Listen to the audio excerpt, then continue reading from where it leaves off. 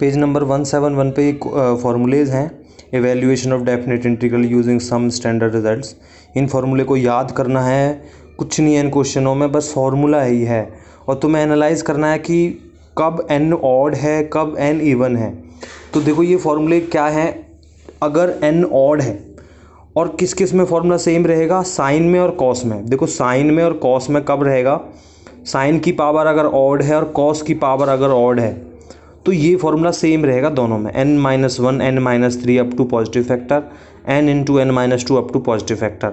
अगर even power है किसकी, साइन की हो या कॉस की हो, किसी की भी हो, और ऑड है तो ये फॉर्मूला ऊपर वाला। अगर इवन पावर है किसकी, साइन की या कॉस की, तो क्या सेम फॉर्मूला है, बट दोनों में क्या डिफरेंस है, π/2। अगर देखो ये तो हो गए दो केस, ठीक है। तीसरा केस क्या है तुम्हारा, तीसरा केस है तुम्हारा अगर दोनों मल्टीप्लिकेशन में है sign 7x into cos 7x, तो ये इस टाइप के क्वेश्चन हो गए। तो साइन mx पावर कितनी है m और cos nx dx where m n are positive integer. अब केस 1 पहला क्या है, व्हेन आइदर m और n और बोथ आर ऑड, या तो m ऑड हो या n ऑड हो या फिर दोनों ही ऑड हो। m ऑड हो मतलब m ऑड है और n दूसरा क्या है, इवन है। और दूसरा केस क्या हो सकता है इसमें, n ऑड है और m इवन है, तो ये दो हो गए। और तीसरा केस क्या हो सकता है इसमें, ये दोनों ही ऑड है। ठीक है, मैं कहना क्या चाह रहा हूँ इस क्वेश्चन में, इस फॉर्मूले में है, ध्यान से देखना भी है इस फॉर्मूले को, ठीक है। कंफ्यूज हो सकते हो इसमें, क्या बोल रहा हूँ, या तो m ऑड है, देखो दोनों पावर है ना यहाँ पे m और n, m ऑड हो सकती है तो n इवन होगी। दूसरा केस क्या बनेगा, दूसरा केस बन सकता है n ऑड है और m इवन है। दूसरा केस ये इसमें ये बन गया। इसी केस में तीन केस हैं भाई, ठीक है। और तीसरा केस क्या बन सकता है कि दोनों ही ऑड है, m भी ऑड है और n भी ऑड है। अगर ऐसा कहीं दिखे तुम्हें तो ये फॉर्मूला लगेगा इसमें, या तो n ऑड हो, m ऑड हो, n क्या हो, इवन हो, या फिर n ऑड हो m इवन हो, या दोनों ही ऑड हो। तो इसमें क्या फॉर्मूला लगेगा, इसमें लगेगा m into m, m-1 m-3 dash dash dash, कहाँ तक लेके जाना है इसको, सक्सेसिव ऑड घटाते हुए जाना है, into n-1 n-3 up to positive factor.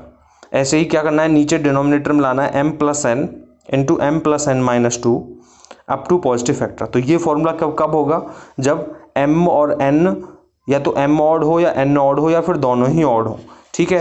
तो इन फॉर्मूले को मैं इसलिए एक्सप्लेन कर रहा हूँ ताकि तुम्हें कोई कन्फ्यूजन ना हो। दूसरा केस है when both m and n are even, जब दोनों ही इवन होंगे। तो देखो भाई फॉर्मूले सेम है, फॉर्मूले सेम है, कैसे सेम है, देखो पीछे देखो भाई m-1 m-3 n-1 n-3 up to positive factor, ये सेम लिखा है यहाँ पे, ये जो टर्म है ये सेम लिखी है। बट यहाँ पे जो इवन वाले केस है ना, उस इवन वाले केस में क्या हो जाता है, मल्टीप्लाई बस π/2। ऐसे ही इसमें भी इवन वाले केस में क्या हुआ था, यहाँ पे π/2, दोनों ही इवन हैं, तो ठीक है। तो ये केस हो गया। अब मैं क्वेश्चंस बताता हूँ क्योंकि फॉर्मूले बताने तुम्हें ज़रूरी थे। क्वेश्चन है तुम्हारा 0 से लेकर के π/6 sine raise to power 8 3 theta d theta. अब देखो यहाँ पे 3 थीटा है, थीटा तो नहीं है, 3 थीटा है। 3 थीटा को क्या करते हैं, पुट कर लेते हैं, 3 theta is equal to T. तो 3 theta is equal to T है तो क्या करते हैं, दोनों तरफ क्या कर लेते हैं, इसमें डिफ्रेंशिएट कर लेते हैं। डिफ्रेंशिएट बोथ साइड, डिफ्रेंशिएट करेंगे हम बोथ साइड तो क्या मिलेगा, इधर 3 तो कांस्टेंट है, 3 की जगह 3 आ जाएगा। थीटा का डिफरेंशिएशन होगा तो क्या आ जाएगा, डी थीटा, और टी का डिफरेंशिएशन होगा तो क्या आएगा, डी टी। तो क्या हो गया, 3 D theta upon D theta की वैल्यू चाहिए हमें, क्योंकि मैं डी थीटा से किस में ले जाना है, इसको टी में ले जाना है। तो डी थीटा की जगह क्या हो गया, 1/3 डी टी। अब देखो भाई लिमिट्स भी चेंज करनी पड़ेंगी हमें। देखो जब थीटा जीरो है, जब ये थीटा जीरो हो जाएगा, थीटा जीरो तो 3 इंटू जीरो तो टी भी zero, T is equal to 0। जब थीटा π/6 है, जब थीटा π/6 है तो इसकी जगह क्या आ जाएगा, थीटा की जगह π/6, तो क्या आ जाएगा, टी। तो कितना कैंसिल हो गया, ये π/2, तो टी की जगह कितना आ जाएगा, π/2। तो जब हम इस इंटीग्रेशन को थीटा से टी में कन्वर्ट करेंगे तो 3 थीटा की जगह टी आ जाएगा, डी थीटा की जगह क्या आ जाएगा 1/3 डी टी, और 0 से π/6 लिमिट्स कहाँ से कहाँ चेंज होंगी, जो जाएंगी 0 से लेकर के π/2। ठीक है, तो 1/3 0 से लेकर के π/2 साइन 8t dt। अब देखो पावर इसकी क्या है, पावर इसकी इवन है, तो इवन है तो इवन वाले फॉर्मूले में हमेशा ध्यान रखना, इवन वाले फॉर्मूले में क्या आएगा, हमेशा π/2 मल्टीप्लाई हो जाएगा। और जो वो फैक्टर है पीछे हमने इस क्वेश्चन में करा था cos की पावर 6x, ऐसे ही किया है इसमें इस क्वेश्चन को। ठीक है, तो अब पावर जब इवन है तो हम क्या करेंगे, sine since power is even of sine T, so 0 से लेकर के π/2 साइन nx dx। तो कौन सा फॉर्मूला है इसमें, n-1 n-3 n-5 n-7 dash dash dash up to positive factor upon में n इंटू में n-2 n-4 n-6 up dash dash dash up to positive factor into में π/2। तो 0 से लेकर के π/2 1/3 साइन 8t की वैल्यू क्या आ जाएगी 1/3, तो मल्टीप्लाई होगा ही क्योंकि हमें इसकी वैल्यू निकालनी है। इसकी वैल्यू क्या आएगी 8 - 1 8 - 3, क्योंकि पावर 8 है और n की वैल्यू क्या है यहाँ पे 8, तो 8 - 1 8 - 3 8 - 5 8 - 7 और 8 - 9 करेंगे तो माइनस आ गया, अप टू पॉजिटिव फैक्टर करना है। तो अब सक्सेसिव ऑड नंबर घटाते जाने हैं बेस में। और नीचे क्या है यहाँ पे 8 × 8 - 2 8 - 4 8 - 6 इंटू में क्या आ जाएगा π/2। इन सभी को घटाएंगे हम, घटाने के बाद हमें कुछ वैल्यूज़ मिलेंगी 7 × 5 × 3 इंटू में 1/3 पहले से ही था यहाँ पे।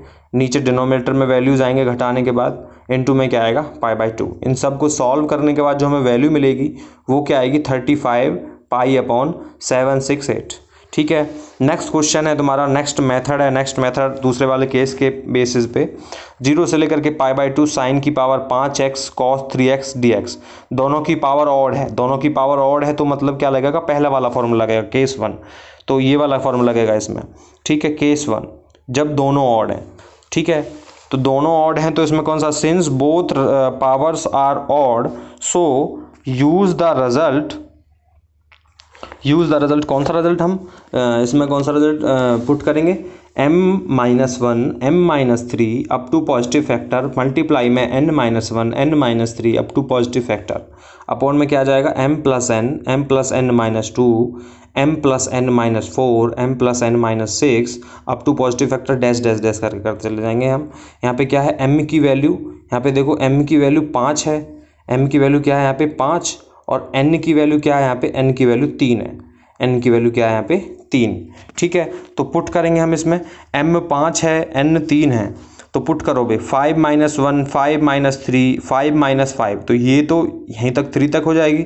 अब n के लिए लिखेंगे हम, n की वैल्यू कितनी है अभी, n की वैल्यू 3 है, तो 3 - 1 3 - 3 3 - 3 तो आएगा नहीं, तो 3 - 1 तक इसको छोड़ देंगे। उसके बाद क्या है m+n मतलब 5 + 3 5 + 3 5 + 3 - 2 5 + 3 - 4 5 + 3 - 6 5 + 3 - 8, वो 8 - 8 हो जाएगा, 0 हो जाएगा तो इसको लिखेंगे नहीं हम, तो 6 तक रखेंगे इसको, 5 + 3 - 6, तो ये यहाँ तक आ गया। उसके बाद क्या है, हम इसमें सब कुछ सॉल्व करने के बाद हमें इसका आंसर क्या मिलेगा 1/24। नेक्स्ट क्वेश्चन है अभी तुम्हारा cos ⁴ 3x sin² 6 dx। इस क्वेश्चन में क्या करेंगे, 3x को पुट कर देंगे t, 3 इंटू में dx dt